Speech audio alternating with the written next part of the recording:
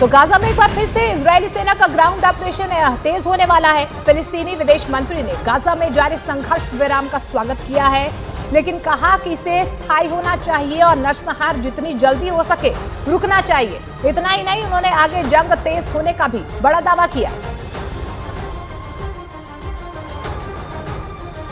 तो बड़ी खबर आपको बता दें, गाजा में एक बार फिर से हमले हो सकते हैं, ये बड़ा दावा इजरायली सेना लगातार कर रही है। लेकिन फिलिस्तीनी विदेश मंत्री ने गाजा में जारी संघर्ष विराम का स्वागत भी किया है।